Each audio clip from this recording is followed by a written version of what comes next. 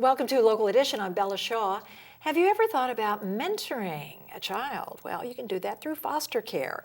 Elizabeth Thasiah joins us. She's with Foster VC Kids, and so good to see you. Thank you. I guess there's a lot of misconceptions about the foster care program. There are. What type of parent are you looking for? I'm looking for a parent and a family that loves children.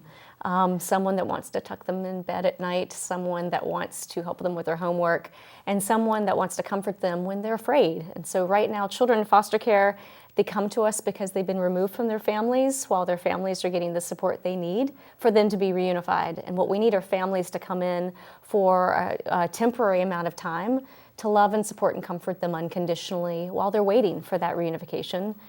There are occasions when children can't be reunified, and then we're looking for families to help us find long-term solutions as well. So the ages of the foster kids?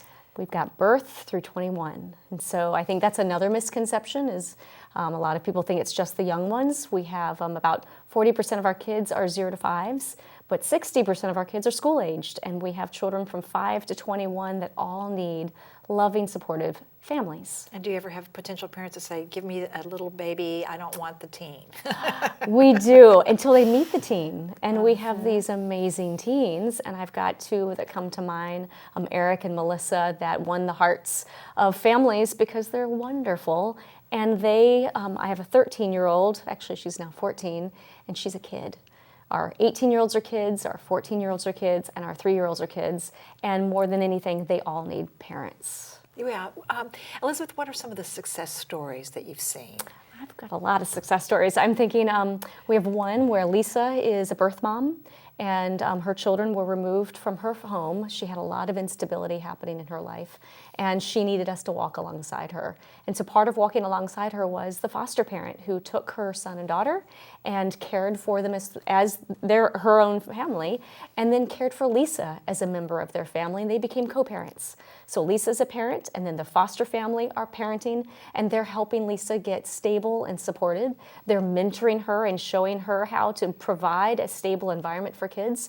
And then through that, she successfully was reunified with her children, and now this is an extended family. And so they perceive each other as a larger family network, and these children have a safety network of support for life. And so to us, that is a real success when all of our families really have that extended support. Then we have Eric. Eric is 20.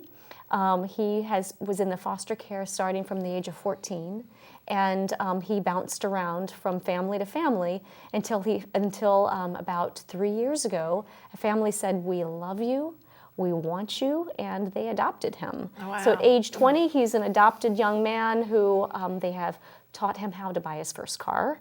They've helped him find his first job, and they're helping him go to college.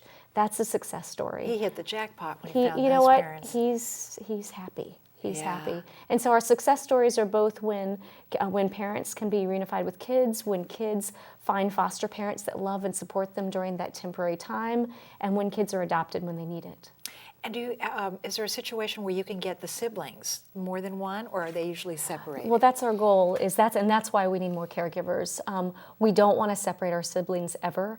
That is a whole nother form of trauma. So once children have been removed from their parents, that's highly traumatizing, but then you remove them from each other, and that's a whole nother level of trauma. And so we have some goals. One is we want to keep children with their siblings, always.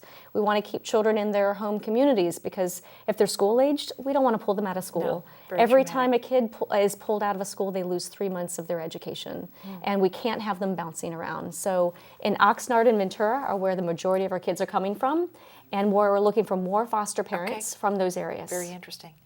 Elizabeth Thasiah, thank you so much for joining us here on Local Edition. I'm Bella Shaw.